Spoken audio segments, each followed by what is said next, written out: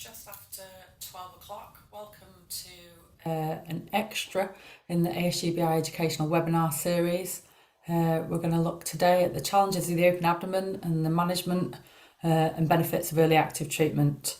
And we've got with me today Mr. Ben Griffith, who's our Director of Education and Training. Morning, Ben, or afternoon. Morning. Morning, everybody. So I'll let you take over from now, if that's all right. Okay, thank you, Sonia. That's great.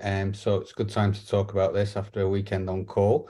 So we've got a nice amount of time to talk about most things in the open abdomen. And I've put a few learning outcomes on the slide there to sort of guide the session, and probably talk for maybe 35, 40 minutes, and then we'll leave lots of time for questions and discussion at the end. So I'm going to try and use case-based discussions to guide how we manage the open abdomen, or options for managing the open abdomen, how I do it, and what some of the evidence is. And I'm sure we'll hear about some other options as well. Methods and indications for TAC, for temporary abdominal closure. It's always tempting to say total, isn't it, with mesorectal excision. Temporary abdominal closure, relevant guideline knowledge. So I'll reference some important guidelines in this area.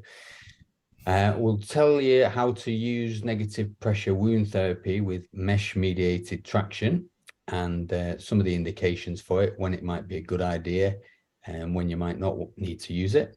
Some of the outcomes from the literature as it is on mesh-mediated traction. We'll discuss a little bit about the roles of adjuncts in the acute situation. What might you do to try and help get that abdomen closed? We'll definitely cover some of the controversies on what to do when you do get it closed. So how should you close the abdomen when you can achieve fascial closure? What should your suturing technique be? Should you use mesh? What about different sorts of dressings? What about if you can't close the abdomen and you're going to leave the abdomen open because it's technically not possible to close it for a variety of reasons? And what about the long-term reconstruction options? Who should be doing that? Where should that be done? And the role of pre-optimization techniques in that. And then we'll talk about some of the newer techniques that have come along. I haven't got experience of all of them, so we'll just put that into a little bit of context if we can. And we put up this Twitter poll just last week to see what everybody was doing. If you had a laparostomy, so a laparostomy is an open abdomen, you've done a difficult emergency laparotomy, and you find you can't close the abdomen. And clearly there's different situations that give that scenario, from a complex hernia repair to a grossly unwell patient with lots of bowel edema and an abdomen you can't get together, to a septic abdomen that you can't close, or perhaps one you don't want to close because you're going to go back again very quickly. So there's all different situations, but mesh-mediated traction with negative pressure wound therapy, just over half of you are using. Quarter will use a bridge, a mesh bridge. So usually that will be a Vicol absorbable mesh bridge and a planned ventral hernia down the line, which you can then optimize the patient and repair. A small number using dynamic retention sutures, and 10% were doing others. So we had 161, so relatively small sample, but a very interesting results from an EGS group. There were some comments about the use of Botox in the comments, and whether that's a good thing to do while you're working through your closure techniques from an open abdomen to a closed abdomen, and we'll cover that in a little bit. So we're going to go through, as Ben said previously, a couple of cases that hopefully put this into more context. And they're cases that most of us will have come across at some point or other if you're doing an EGS on call. For those that are new to the ASGBI webinars, we do have a Q&A function on the Zoom. So please put your questions forward for the discussion later on. So first case is a young male. You can see that from the pictures. Been involved in some form of trauma, but the mechanism really has been unclear. Had a reasonable amount of blood loss initially, but whilst he's cardiovascularly compromised at laparotomy, he's got no active bleeding. but there has been a colonic injury, the colon's open, there is some contamination, he's hemodynamically compromised, hypothermic, and on the table. So this is a case that we're going to work through, and Ben's going to talk us through how you may or may not approach this. So yeah, so this was an interesting case. This is how a case was presented to us as the on-call surgical team a wee while ago now. And so this is in resus, and you can see that our colleagues in anesthesia have got some access, and they've with the central line, they've got some peripheral access as well, and they've intubated the patient. But you've got some idea there's been a huge amount of blood loss at the scene of the injury. The paramedics report nearly total blood volume has been found on the floor, grossly hypertensive, and this was in winter, so he's got a temperature that's barely compatible with life. So although you might be curious to know what the mechanism is, it's not particularly important at this time. When you cursory look at his abdomen, you can see most of his small bowel is in his lap, and just at the top of the wound, you can see the transverse. You can't see on here, but when you stick your head forward at the time, you can see the transverse colon is in two pieces with two ends looking up at you. So clearly, this is a man who's had some sort of trauma, who needs damage control resuscitation, doesn't he? So he needs to be he needs to address the triad of hypothermia, coagulopathy, and acidosis, and the way to do that is to restore his blood volume whilst warming him, because there isn't an anaesthetist who's going to let you take him to theatre until you've done all those things, at least got him in a better condition in the A&E room. So simple things like warming, he's going to be on a warmed bed. You're going to cover everything you can. So you're going to put a cap on his head. You're going to make sure you've got all the heaters available in resus to warm him. You're going to cover as much of his body as you can. Once you've had a look at the injury, maybe put a full-length bear hugger around that bowel. You might want to cover all the bowel. You lose a lot of heat evaporating from the bowel. So we put a bowel bag over all that, like a big shower cap to cover it and keep some of the heat in. Everything you give to him should be warmed. All the fluids should be warmed. You're going to resuscitate him with packed cells, platelets, and FFP, typically in a 1:1:1 ratio that's been shown to improve outcomes. And all that will be warmed. And then you might consider putting fluid in cavities if you're finding he's really resistant to being warmed. So, you might put a chest drain in and warm his pleural cavities, put a catheter in and warm his bladder. Clearly, this isn't a patient where you'd put any warm fluid in his abdomen at this stage with open bowel to slosh things about. But already, as a surgical team, and all this will be going on around you with the team, you're looking towards what your strategy is for surgery, and you'll be combining that damage control resuscitation with damage control surgery, which involves a rapid take to theatre after you stabilised, and a quick operation, an abbreviated laparotomy, isn't it? So you're going to try and do that within 45 minutes to an hour. And the aim of that is to stop bleeding, to arrest hemorrhage, to stop contamination. So close off any enterotomies or ends of bowel, and then typically temporary abdominal closure because it's quicker, and you may need to go back again at any time. And you're going to plan to take him back once his physiology has been restored to try and close his abdomen. So in this gentleman, once we got his temperature up, we got some blood pressure with some products. We took him to theatre, and we did exactly what we said. There was virtually no bleeding. There was a transverse laparostomy type incision. So he divided his recti and his inferior epigastric. So we ligated those. We washed out what we could after we'd stapled across the open ends of transverse colon, and there were 2 enterotomies in the small bowel, which we briefly sutured. And then you've got a belly that's clean. You put the bowel back inside, and you decide whether you need to do a full length Ziffy to pelvis to have a look at everything else inside. And in this case, we didn't feel I needed to do that at that stage. So we used temporary abdominal closure. So it's not quite part of this webinar today, but for those that have not seen our major trauma and bleeding webinar from last month, I know Ben's just mentioned massive transfusion protocol, so we do talk about restoring circulating volume. That's not going to be part of today's webinar, but you can go back and watch again if you're not familiar with the major hemorrhage protocols. So that's the key message of the resuscitation, isn't it? Those are the things, that lethal triad that will kill you very quickly unless you address all those things, which all interact with that little diagram there. They all interact with each other. So temporary abdominal closure, how we're going to do that? You can, if you're on your battlefield, you could just get the skin together with some clips or staples. Bogota bag is essentially a piece of plastic sheeting which is closed, which is sutured round to the fascia or the skin, and there tends to be a move away from that for reasons I'll discuss. An opsite sandwich we're going to talk about in a little bit of detail, because there's a paper on how to pack that, how to create one of those. You might want to look at.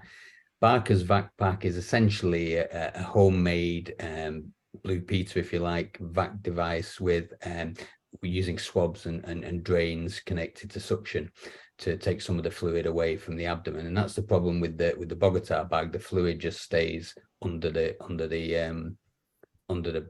sheeting. And there's an array of homemade vac solutions, and then there's some commercial negative pressure devices that are designed for this situation, and that's the one. The Abthea dressing is the one that I use in practice. And the aim of the temporary abdominal closure is, so you don't want to increase somebody's intra-abdominal pressure when it's going to be very tight. They might have a lot of edema, they might have a retroperitoneal bleeding, and they may have ongoing fluid losses that will collect within the peritoneal cavity. So you want something where you can be less likely to get raised intra-abdominal pressure. And you can see on the right there the box of the measurements for intra-abdominal pressure. And the definition of acute compartment syndrome is when you get more than 20 millimeters of mercury with new organ dysfunction, which is typically oliguria or anuria, along with raised peak inspiratory pressures and typically hypotension. And once you get organ failure with that pressure, unfortunately, you're on a cascade to pretty much 100% mortality, and you need to intervene. There are things you can do conservatively, such as try and take some of the pressure out of the abdominal cavity with drains, nasogastric tubes, some muscular relaxation on the ITU. But essentially, if that sort of situation persists for any significant time, you need to open the abdomen. So temporary abdominal closure is quick, abbreviates the procedure. Some of these solutions on the left control the effluent, and the attractive ones deal with that so that your nurses haven't continually have to put packs around the edges to soak up the juice. And the ones with vacuum pressure allow that exudate to be removed from the patient. It keeps the fascial edges to a degree. It controls heat losses with the covering, and there's some evidence that if you instill fluid within the peritoneal cavity with a vacuum on, that may also be something for the future to improve outcomes, and people are working on devices like that. So just go through some of those in sequence. Bogota bag there, it's just a plastic sheet essentially covering the bowel. Doesn't really tick many of the boxes of what we're trying to achieve with temporary abdominal closure, but we have to remember that there are parts of the world, low and middle income countries, where they may not have access to expensive dressings, and this may be better than nothing. Battlefield or situations where you haven't got anything else, but in general, we're trying to ban the Bogota bag from this situation. This was a paper from Malcolm Loudon in Aberdeen, who was a military surgeon as well as a colorectal surgeon and a trauma expert. And there's a nice pictorial guide in this Annals paper showing you how to put an opsite sandwich on, which you can use with or without drains, as essentially an opsite sticky surface up with a gauze in between, and then an opsite sticky surface down to keep it within the abdominal wall, with some drains underneath to drain any fluid that gets into that pad. And that can be an effective way of controlling some of the effluent, or providing a visceral protective layer with the upturned opsite. And that's what it looks like. You can put it around stomas, and it gives you a nice clean dressing.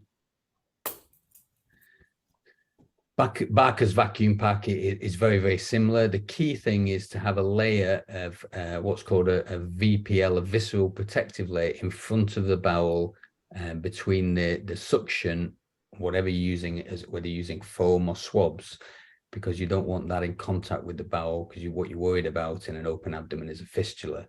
And the enterocutaneous, enteroatmospheric fistula rate is reported to be 5 to 25% in the literature. So that's quite high, and it's obviously a big step back if you do develop a fistula, with mortality rates up to 1 in 3 patients. So, and fistula, I'll talk a bit later about some data that tells you the risk of fistulation in an open abdomen. But the Barker's vacuum pack is very similar to the opsite sandwich with drains and suction to the wall. So this is the dressing I use, Abthera, one of its iterations. So the picture on the left is the newest iteration. This is the Abthera Advanced. It's got more perforations in it, which when you apply suction to it, they collapse and give you medial traction. So in an animal model, there's more pull on the fascia to prevent that fascial retraction. Because once you've opened the abdomen, don't forget you've got the lateral muscles which are pulling, the forces are to pull the fascia apart. And if you leave that for any length of time, the fascia goes more lateral, and is becoming difficult to close. So anything that can hold that fascia in position, or even better, draw the fascia together, put some tension on the fascia, is desirable. As you can see in the picture of the left, we've got the visceral protective sheet with the foam within it. So the foam must not be in contact with the bowel. So the foam's within 2 layers of polyurethane. It's perforated so that the suction is pushed up through into the peritoneal cavity.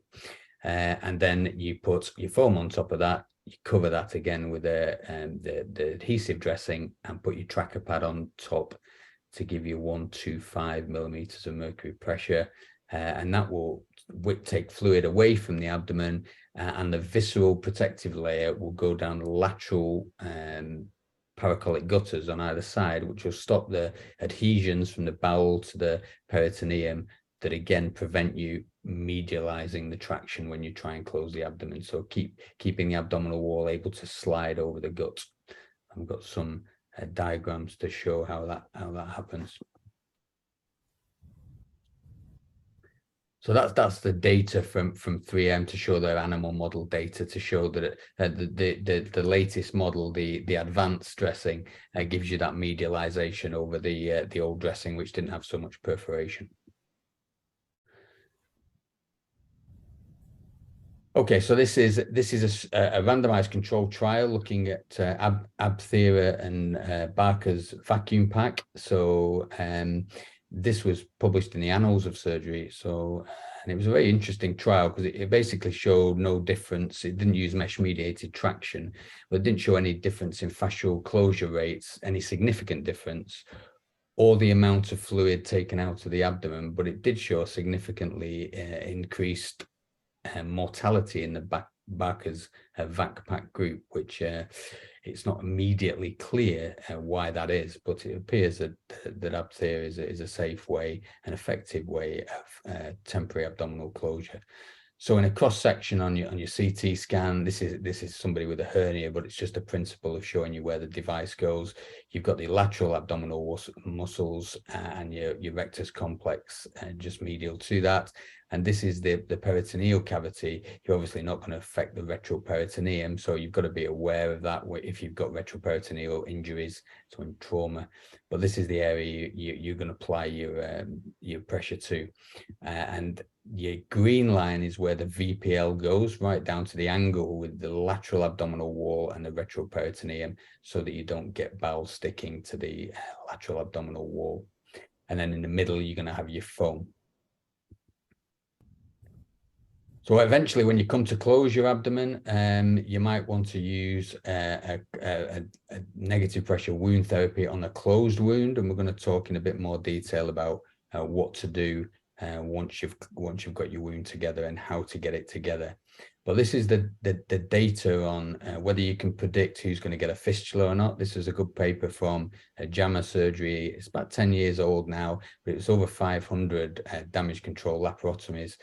And they showed that if you had a colonic resection, you had more resuscitation. So for essentially a patient group who are more physiologically unwell, then they had a higher risk of fistula. These are independent risk factors for ECF, so enterocutaneous fistula, enteroatmospheric fistulas, or intra-abdominal sepsis. And the third factor was number of re-explorations, which you would expect, wouldn't you? The more times you're going to go back, the more likely you are to make an injury. And the longer the abdomen is open. The longer the abdomen is open, the higher the risk of developing a fistula. So we have got some guidelines to help us. There's these really good guidelines from the World Journal of Emergency Surgery that recommend continual fascial tractions with negative wound therapy as the preferred method for temporary abdominal closure. So continual fascial traction can be delivered by mesh-mediated therapy. They don't recommend Bogota bag other than low middle income countries, as it doesn't have any effect on the fascia and has a higher fistula rate. They don't recommend fluid installation at this time because there's no evidence for it at this stage because it's not been widely spaced out. What about re-exploration when you leave an abdomen open? Well, if you're planning to close the abdomen, then you should go back within 24, 48 hours. But if the patient's still physiologically unwell, you should leave the abdomen open until they're better and you can go back in with an aim to close. And nutritional support is crucial for these patients. So you can feed them enterally in the right situation. If you can't, if they've got open gut or ongoing fistulation, then obviously TPM becomes an option. There's also some really good guidelines from the emergency surgery section of the ACP GBI, with a lot of emergency surgeons and abdominal wall surgeons, and these take you through these in step. They've recommended you close the abdomen as soon as you can, so don't leave it open any longer than you can, any longer than you have to.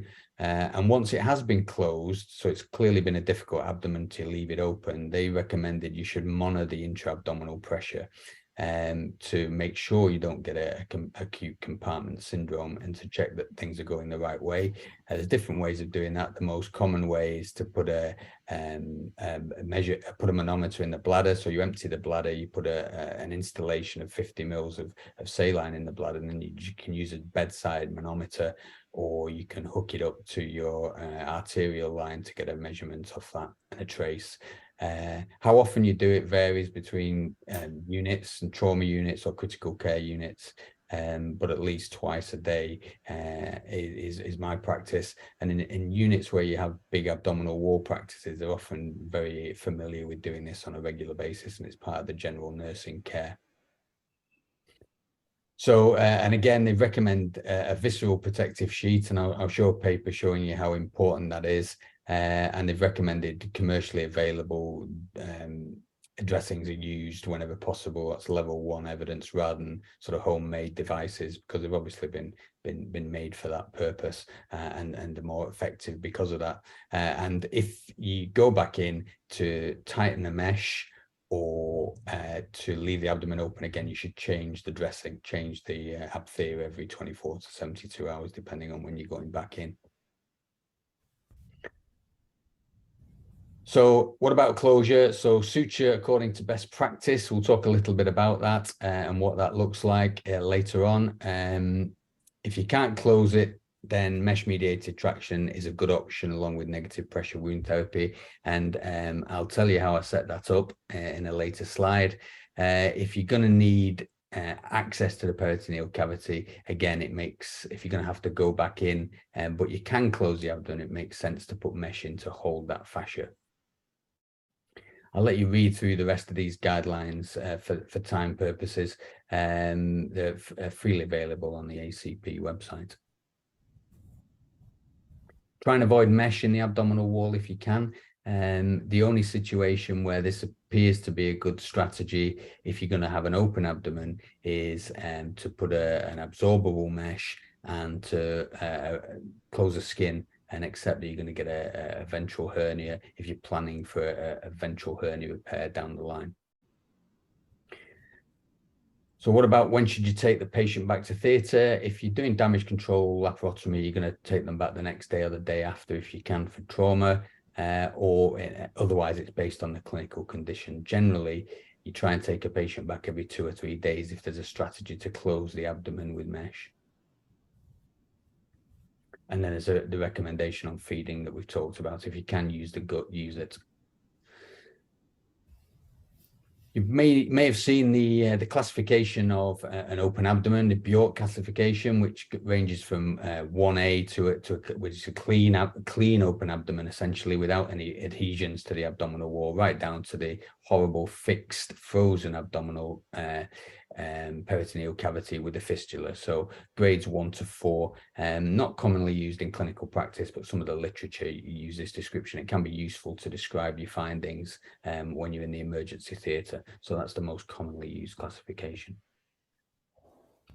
Thanks, Ben. So that takes us through a trauma patient, and depending on where you work will depend on the level of trauma that you may or may not see, but this is certainly a scenario that comes across in most units.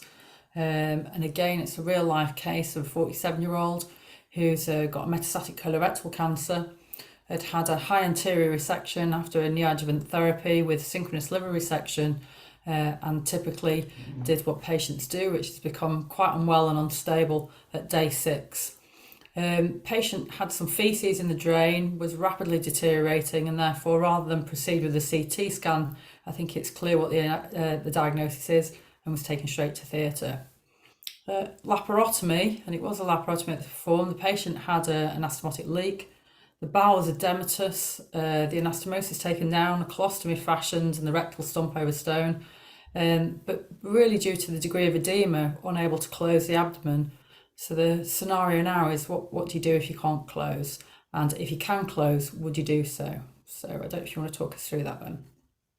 Yeah, so this was an interesting case. So he had a laparotomy, his first operation. Most surgery now for colon cancer is performed minimally invasively nationally, isn't it? Laparoscopically or in increasing numbers robotically, but the liver resection required an open approach. So there's no point in doing a nice laparoscopic operation and making a big cut to do the liver. So it was done as an open case, and he became rapidly unwell on the HDU, and they were really struggling with him. They were planning to move him down to ITU, but then he produced some, while I was reviewing him actually, and then he had some feces in his drain. So I just took him to theatre. We opened his belly and there was feces in his abdomen around the left side. And I took the anastomosis down, stapled off both ends initially, and then this was a case. Clearly, the abdomen would be very difficult to close. I couldn't get the fascia together, and nor did I want to really. He'd already had some signs of huge pressure in his abdomen from the leak, and I think that contributed to why he was so unwell. His belly was as tight as a drum. So there's some questions about what you want to do with it, with the rectal stump. You know, you've got to try and get control of that. You're going to staple it off. You're going to over sew it. The anastomosis was just below the pelvic brim, so it couldn't bort it out as a mucus fistula. But are you going to wash out the rectal stump? Are you going to leave a catheter in the rectal stump?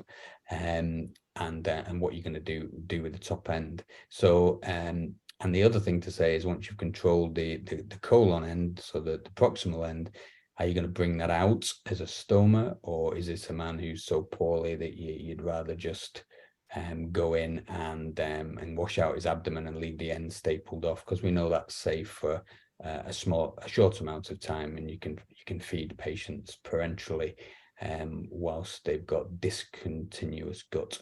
So these are actually different patients, as you probably noticed, but this was his original case from the left, and you can see his belly's nowhere near coming close together. So he's got an abthera on there, and he's got a mesh the full length of his wound sutured to the fascia.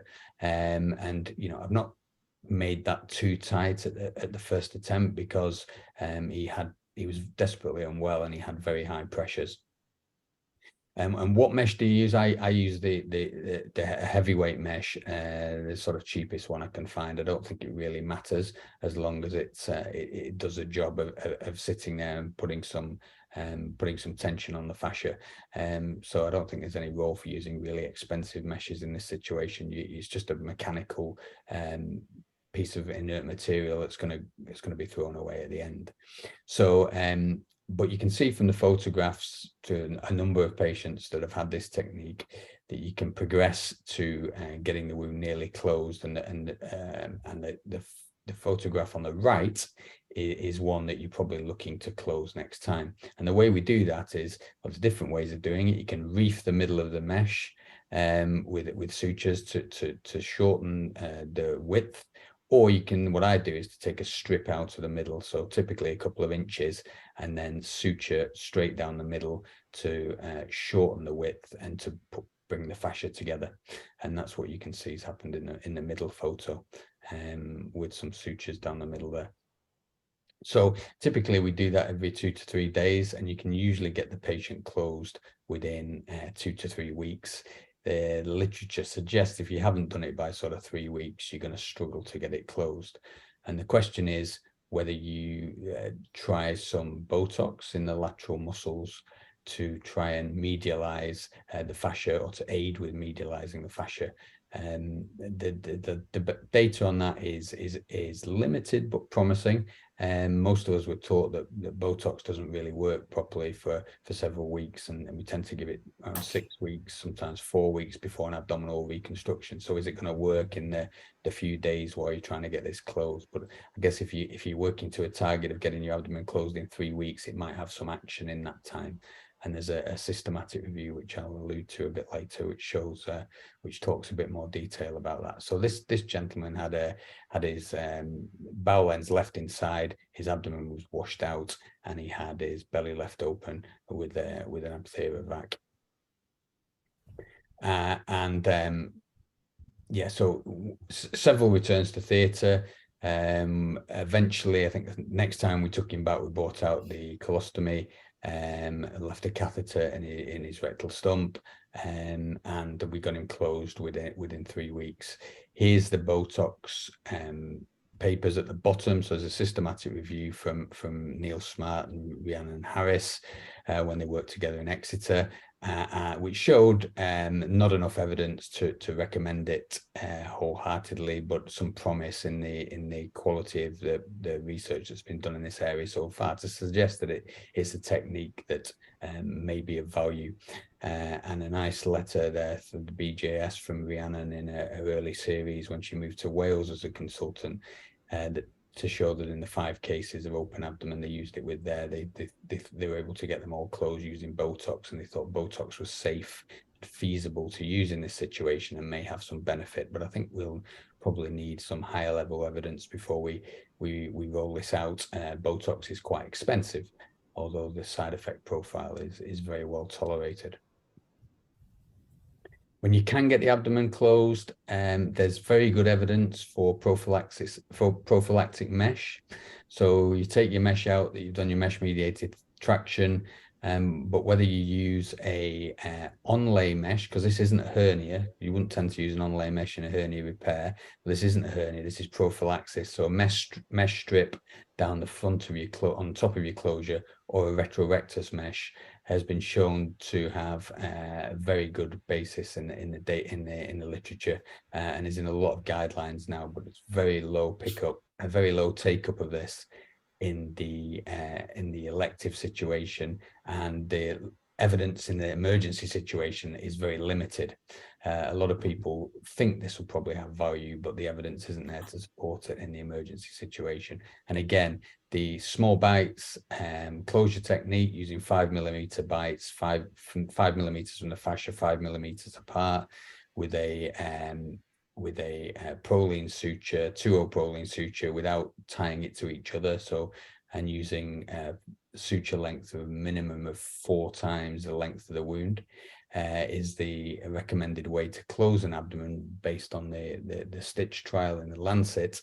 That data was performed in elective laparotomies. So is it translatable into emergency work, and should we be closing abdomens that way? You may argue that you've essentially turned these cases into an elective case by getting them through the emergency laparotomies, and this is a reconstructive procedure. So yeah, I think you can make an argument for putting mesh and small bites.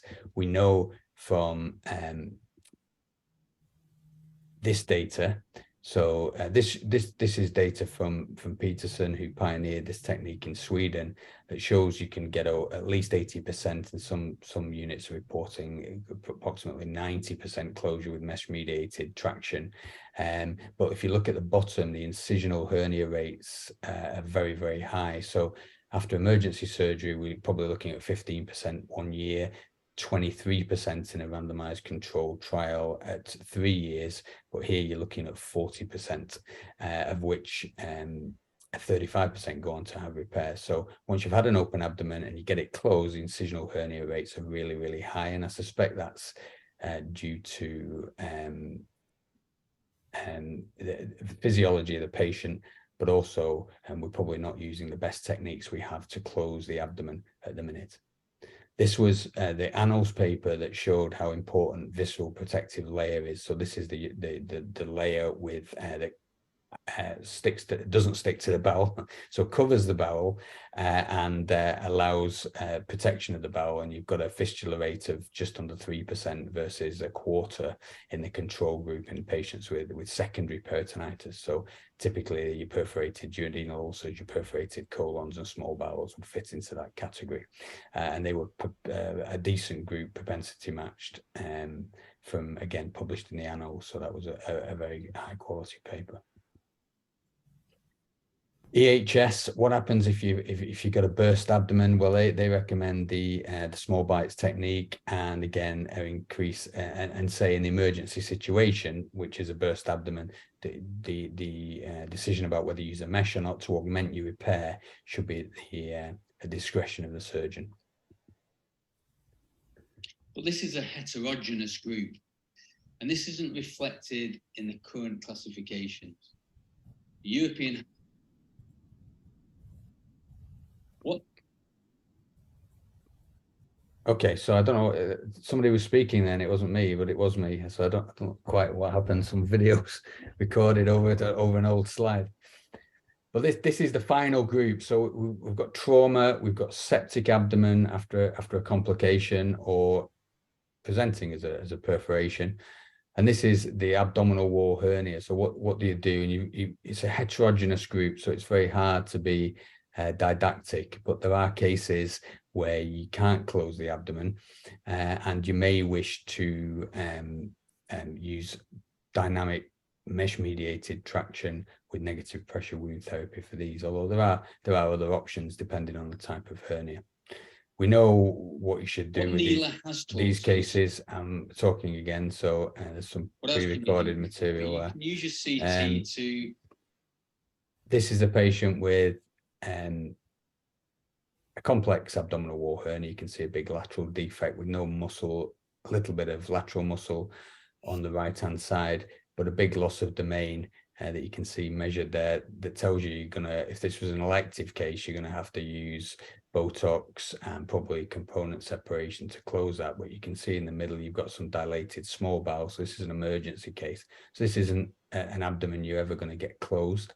And this is one you'll be thinking about what you're going to do. You're going to bridge this with a mesh and accept that you're going to probably have a recurrence, or are you going to use some traction, perhaps again with some Botox and some negative pressure to try and stabilize the fascia as it is and try and get it closed, or at least approximated. So at the very worst, your bridge will be smaller.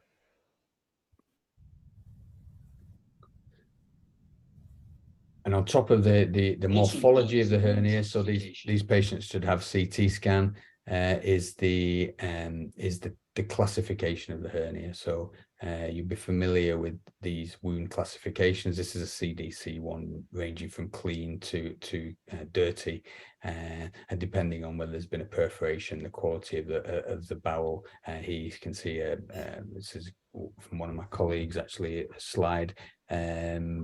Frankly infarcted small bowel within a hernia, and this is where you're going to be thinking, should you put a mesh in this? Should you clean it up with a vac and get some pressure on the fascia and come back another day to close it? And these are very individual decisions in hernia because the heterogeneity of the group and how sick the patient is. So you look at the histology, look at the physiology as well. And you can see from this paper that as the class of the hernia repair becomes more complicated, going from clean to contaminated, the odds ratio of complications increases if you use mesh. So you have to be aware of that and take that into consideration when you're making your selection.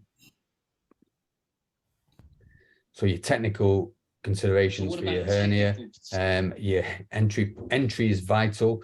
Get a CT scan for all these cases so you can see any gut issues.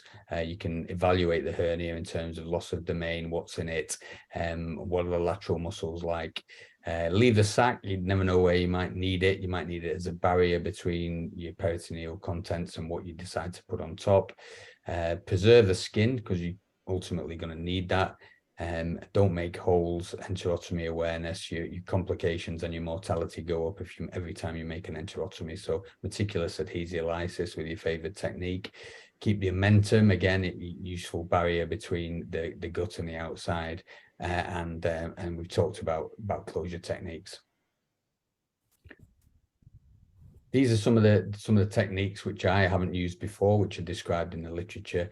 This is often used in conjunction with a visceral protective layer and some form of vac therapy on top. And the dynamism of the closure comes from tightening these sutures. You can configure this in all sorts of different ways, even using just simple sutures and clips to serially put some pressure on the fascia. But the concerns are the destruction of the fascia with all these sutures going through, and what will that do to the quality of the fascia when you ultimately get this closed. But these are techniques that have been evaluated to some extent and certainly show some promise. So watch this space. They're not widely used in the UK. They're more commonly used in Europe, and this is the fasciotens device, again with a sort of frame on top of the patient, and you suture a mesh strip to the fascia, and then you put multiple sutures on that mesh strip to put vertical tension on the fascia and serially tighten those so that the fascia stretches, and you can ultimately get the abdomen closed. And this is been used more frequently in Germany, and there is that's probably a better image to see it graphically. You can see the mesh cuff there at the bottom and the tension on that to pull the fascia up instead of medially, just a different way of doing it. So ultimately you can close the fascia in the midline, and you can tighten these sutures on the ITU or critical care with your patient. But just to summarize my technique, strip out of the middle and tighten the mesh in the middle. I think this is a fairly simple technique to use. It's very quick and effective, but there are other devices available that may show promise in the future and need to be evaluated a bit more rigorously. Don't fall into the trap of doing a complex abdominal wall reconstruction at the time of hernia repair. That's absolutely crucial. What matters to the patient is all those things, and you can improve those by not chewing on the hook of doing something fancy. You might be the world's best abdominal wall surgeon, but there's a time and a place for that, and it's always in the elective setting. So get the patient out of trouble, get them, keep them alive, and come back another day to do your component separation or your pneumoperitoneum, post pneumoperitoneum. If you can't close the abdomen, you can let it granulate up as laparostomy skin. You can use a split skin graft. This is why it's important to keep the skin, because ultimately you might need to excise all that and then bring the skin into the middle. But this is obviously a long procedure, and the communication with the patient is absolutely key as to where you're going and how long it's going to take you there.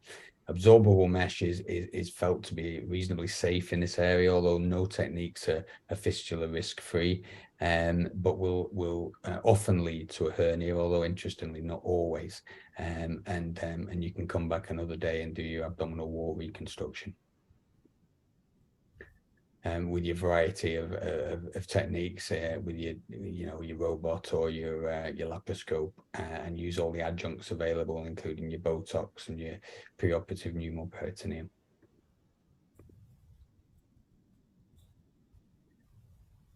So I'm going to leave those two in the interest of time and open up to any questions you might have. Thanks, Ben. That was a fantastic overview of what is obviously quite a complex issue that most of us face at least once or twice a year. So we've got the Q&A open. I've got a couple of questions, but I think the first thing really is that there's a common early stores about opposing the ban the Bogota bag.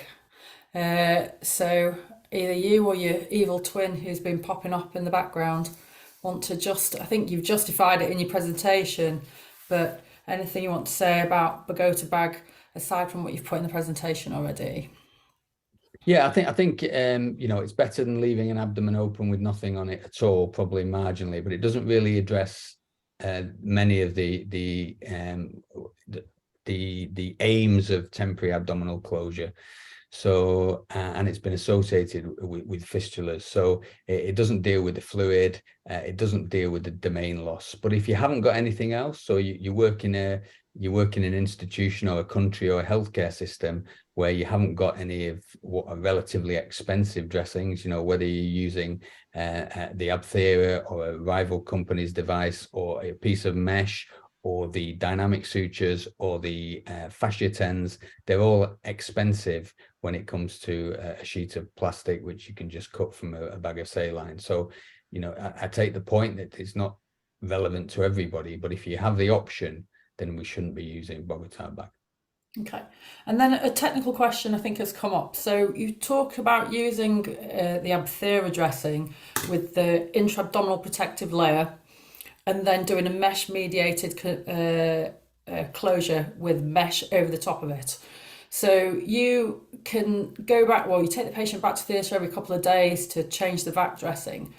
Can you leave the intra-abdominal component under that mesh while you're bringing the abdominal wall together? Or do you have to replace the intra-abdominal? Yeah, the recommendation is you should change the VPL sheet as well. So when you make your slit down the mesh to refit in the middle again, it opens up like a book, doesn't it? And then you can then get at the soiled VPL layer to replace it. I guess if there was a reason you couldn't change it, then I can't see a huge amount of harm for leaving it a few more days, but the recommendations are quite clear. When you go in, you should change the whole system. So you open the mesh rather than the abdomen, bring out the Abthera, put a new Abthera in or equivalent, and then close the mesh back over the top, and then do that. And your experience, how many times do you have to go back? Yeah, it depends on the gap you start with and how the patient progresses in terms of their recovery. Is that if they've got a huge amount of edema and that edema goes very quickly. So you'll rarely get them. The trauma ones, obviously, you can generally close the next time you go back, and you don't put mesh mediated traction on them. So the first case with the chap with his guts in his lap, just done a straightforward Abthera and close his abdomen next time. But if they've got a wide gap, you're usually taking them back 3 or 4 times to get it closed. Okay. And again, a couple more questions really specific to the vac therapy. So I think you mentioned the pressure, but just talk us through starting pressures, Yeah, and whether you use varying pressures in different circumstances. yeah, I just stick to the 125, which is the same as I use a lot of closed incision negative pressure wound therapy, which is the same pressure. So it just helps to keep that figure, and that's the recommended setting. I don't really have any evidence that the reducing it makes any difference. So I always use that setting, and you connect it to you know, an Activac or the large Ultravac to give you that pressure. Okay, patients on the ward or HDU, and the nurse phones and says there's quite a bit of blood in the chamber and blood coming down the vac tubing. What's your circumstance of managing that? Yep. So well, you'll go and look and see what it looks like. Blood in the tubing, you know, a few mils of blood can line the vac tubing and look like a major hemorrhage. So take the patient, you know, what's the patient like? Are they showing physiological signs of bleeding? What's their blood pressure? What's the hemoglobin? If they're clearly bleeding and the vac's filling up and the hemoglobin's dropping and the hypotensive, you're going to take the pressure off and take them to theatre and have a look. You know, you might want to, depending on the injury that they've had that you've dealt with the first time, you might want to think, is there an endovascular option? Should they have a CT angio first, with a view to embolizing something? That would be sort of standard practice in a trauma center. If you think you know where it's bleeding from because you left something a bit oozy in your 45 minutes damage control laparotomy, you might want to give them some product back. You might want to give them some TXA and see how it goes and just monitor it. But you certainly don't want big volumes of blood welling up that are being sucked out at 125 millimeters of mercury. Yeah, and feces or small bowel content in the vac. Yeah, so invariably you'll clean the abdomen at your index operation. So if they've got bowel content, they've got a fistula till proven otherwise. So you can take it off. You're going to need to have a look. So the decision then is whether you take them back to theatre to have a look, or whether you have a look on the ITU, and that depends on their clinical condition. If they've got a lot of feces in the belly from a hole and they're very unwell, you may just want to, the anaesthetist not keen for you to take them back to theatre straight away. You might want to take the vac off and leave it all as a laparostomy and put a big eking bag on or something and see where the hole is. Is it something on the surface that you can potentially redress with a vac? Because there are techniques for vacuuming around a fistula, or is it a bit of bowel at the back of the abdomen that you can't see and is going to be much more complex to deal with? Yeah, so we've got a couple of questions about pressures of the vac. I hope everyone's just taken on board. Tend to start at 125 milligrams of mercury. There's not very good evidence that reducing those pressures makes any difference to fistula formation. A good question's coming. How would you deal about somebody who has a full abdominal wall dehiscence 2 weeks after their original operation? So it's not an acute laparotomy or trauma, but they dehyst. Are these techniques for abdominal closure suitable in the dehiscence? Yeah, so again, why is the patient dehyst? Is the first thing, is there anything intra-abdominally that's driven it? So you know, you'll get an idea of that from the patient. Do they need a scan? Have they got a big intra-abdominal collection that's made them septic and catabolic, and that's why nothing healed? Or is the belly fairly clean and they just haven't healed because it's a technical failure, say, for example? So then you need to make some assessment of what type of open abdomen it is. Is it a frozen open abdomen where everything's stuck and you're not going to be able to do anything useful with vac therapy, for example? Because there is a chance that if it's a fairly free, which is probably unlikely at 2 weeks, you might be able to get a vac dressing down the paracolic gutters to stabilize it. But in these cases, generally, at 2 weeks, it'll be pretty frozen, and you'll then end up just trying to get a clean laparostomy. And then making a strategy for a bit longer in terms of how you're going to get it closed. Are you going to put a vicryl mesh on? Have you got some coverage? I mean, you can vac onto a frozen abdomen if you've got a layer in between. So you know, you might have some momentum as well on top. You might want to put Mepitel or a different sort of VPL on top. And vac on top of that, but equally, you know, in a patient who you think's at high risk of a fistula, you might be slightly cautious about that. Yeah. So Demetrius, hi Demetrius, is our director for the scientific program. Has asked us about where these patients should be going. Is it to a tertiary centre, DGH, a teaching hospital? And if they don't go to a tertiary centre, is this the EGS surgeon, the colorectal surgeon? So he's driving the political agenda. Yeah, he's trying to stitch me up there with that one. So I think the trauma centres by definition are centralised, aren't they? It's certainly in in the majority of the UK and Ireland. So generally that the trauma centres will go to the major trauma centres, and they'll be dealt with people with the requisite experience and leaving open abdomens and closing them for damage control surgery. I think every colorectal surgeon has to deal with a leak and leaving an abdomen open afterwards. I don't think you can start moving those across centres for lots of different reasons. I think because the leaks happen relatively often, don't they? Certainly on the left side and in the pelvis. So if you start transferring all those cases, there's all sorts of implications, particularly with bed pressures and bed availability. Often these patients need fairly intensive management and intensive care. I think it's always reasonable to discuss with a colleague who has an interest if you have got a particularly difficult abdomen. These techniques are not difficult to do. It tends to be the decision making that's a bit more nuanced. So picking up the phone to your local your surgeon who's got an interest and saying, I've got this case, what do you think? Should I try this? Should I try that? Because actually doing, as long as you've got the equipment, actually doing mesh mediated traction over an ab theory is very, very straightforward. I must admit, I've seen the vertical traction devices in the literature, and Tim O'Haran's asking, can you leave this, or can you use, I know you said you don't have personal experience, but having read the literature, can you use it in an awake patient, or is it purely, and how long for, and how well tolerated is it by your reading, I guess? Yeah, so I've seen people present on it, and they certainly can use it on awake patients. And you can actually have an open abdomen you can use, negative pressure wound therapy and mesh-mediated traction in an awake patient. The question is, can you do some of these things while they're on the ITU without taking them back to theatre?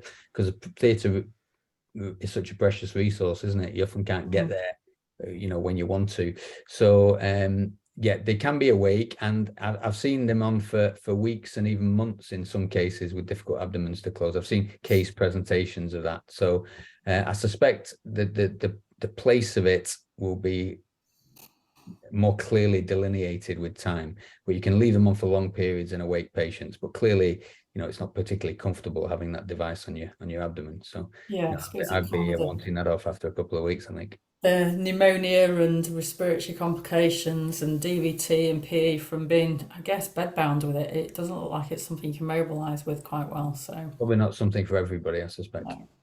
No. I suppose going on to major abdominal wall reconstruction, you did mention it briefly, and this links in with the question that we've had about Botox and what the technique is for using Botox.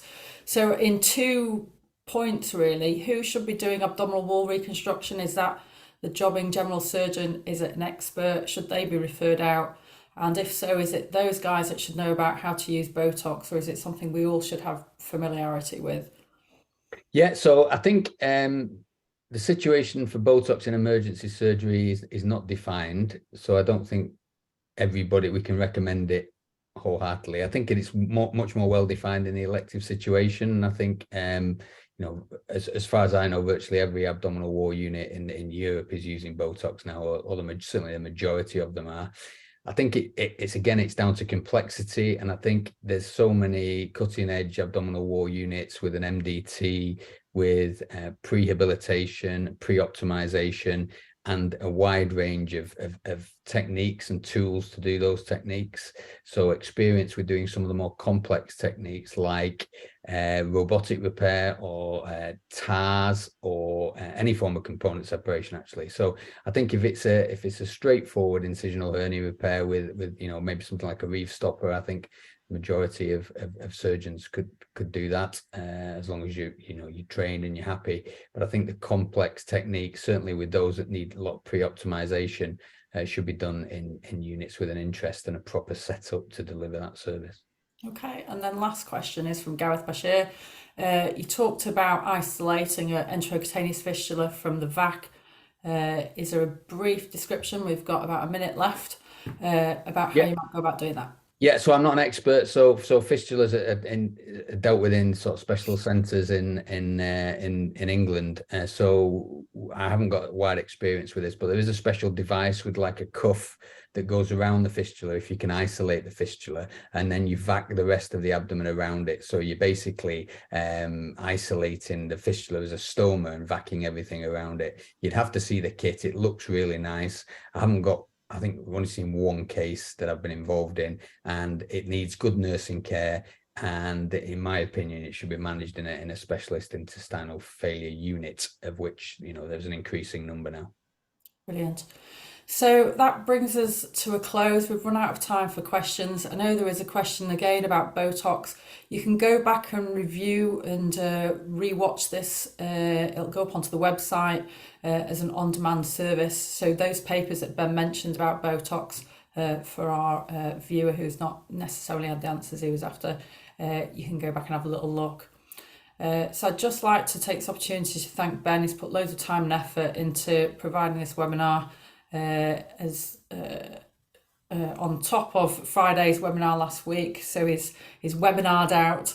I'd like to thank 3M for their sponsorship. Again, our partners, our industry partners at the ASGBI mean that we're able to provide these educational events for you free of charge, and without them we wouldn't be able to proceed.